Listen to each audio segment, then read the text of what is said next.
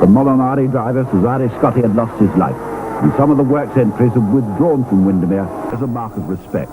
Even so, there were plenty of top names who turned out to do battle here for the £16,000 Duke of York trophy, the richest prize in the sport. Straight into the lead, British national champion Bob Spalding in his Molinari Mercury Twister, followed closely by teammate Tom Percival. World champion Kees van der Velden from Holland started the race as favourite, but within minutes of the start, his Mercury engine gave trouble and Tony Fay raced past him. What attracted world champion van der Velden to the sport? Oh, the attraction is, the competition between you and other competitors, and the competition between you and the boat, to keep the boat on the water, between you and the water, you and the wind, all that together make it so, how to say it, make it so nice, So, how to explain it? It's difficult for me. The competition, only in car race, you only have competition when you win against the other competitors. This is to make more competition between you, water, wind, other competitors, and that's... Van der Velden's mechanical trouble continued, and after several pit stops, he finally retired with a burnt-out piston.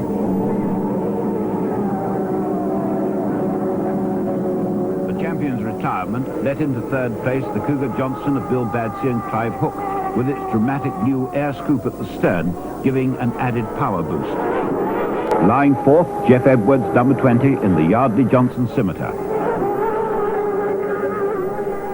Behind Edwards, Neil Gregg. He kept close for over an hour, stopped to refuel, then started sinking. Sixth, Steve Pinson in the other Yardley boat. Lap 5, Elf Bullen's Cougar Johnson hits another competitor and smashes the tip of his right sponson. Water pours in, his race is over.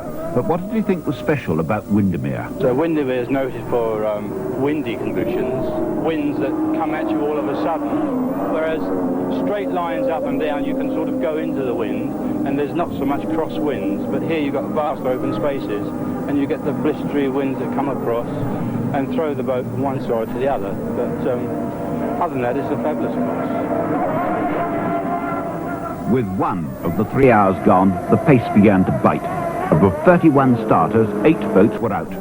British champion Bob Spalding was still in the lead, but only seconds ahead of his teammate Percival. What technique did Spalding favour?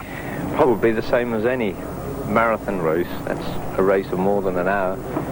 Is that take it fairly steadily for the first hour and then really go in the last hour. What sort of speeds will you find here? I think once the fuel loads get down a bit, certainly 110. It's very exciting, especially here, as I say, because you can really get a good speed up. It's a nice long straight, so it's very exciting being able to do the maximum the boat is capable of, which on many courses one is not able to do. What about the physical danger of a race?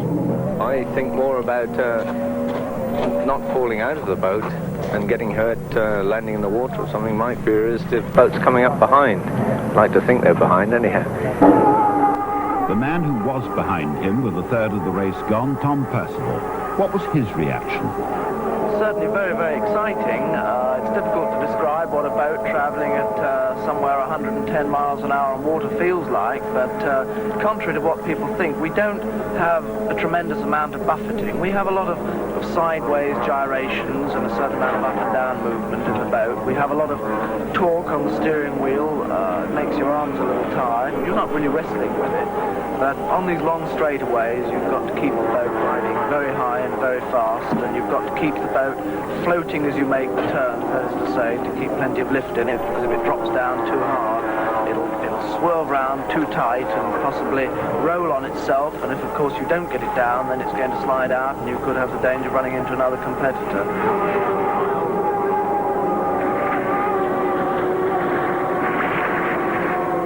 The halfway mark. On the interesting Badsey Hook Cougar, the air scoop was giving problems. At speed down the straight, it was working well, but in the turns, when the boat slowed, the engine misfired. As the boat accelerated out of the turn, the engine picked up again and the speed came back. Eventually, the problem was overcome by the drivers accelerating on the turns. Normally a dangerous maneuver, but in this case, it worked. Tony Fay, number 30, and his Cougar had stopped after the first lap, but now was steadily working his way back up the field in a cloud of spray and sunlight.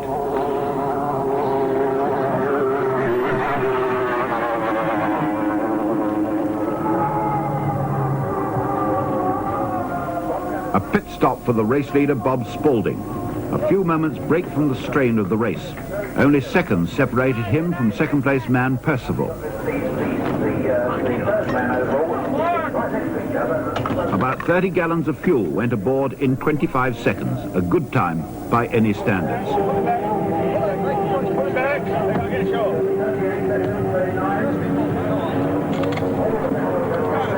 Hit it, Bob!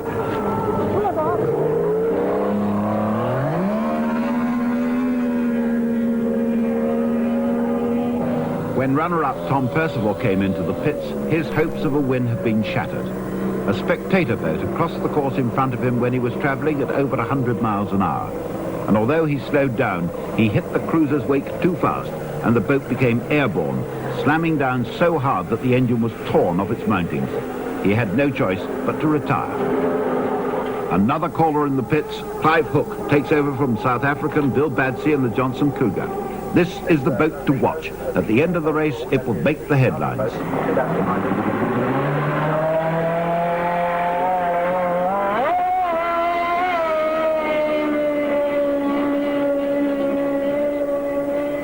Steve Pinson would finish fourth, ahead of teammate Jeff Edwards, who retired with a broken starter motor, but still took fifth.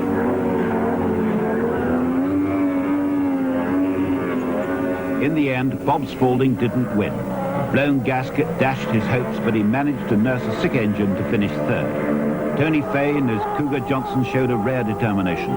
By the end of the third hour, he'd fought his way back into second after a disastrous start. The final lap.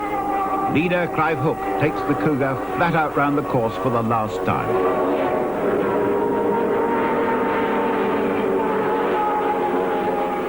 The flag would soon fall at Windermere at the end of the final Powerboat Grand Prix of the year. Clive Hook and Bill Badsey are the winners at an average speed of 80 miles an hour. Their ingenious new air scoop no longer looked a question mark. It had proved its value. Now it's the shape of things to come in racing. And this is how the winner remembered Windermere 1974. When I took over from Bill, he left me in a very good position, but with a full fuel load, we had a lot of trouble on that top buoy. It kept dying on us, and with this ram, it does tend to cut out on the corners, but after about half an hour, I managed to get used to it and kept it going. So it was just a question of just hanging on to the end of the race, and it was, I enjoyed it thoroughly.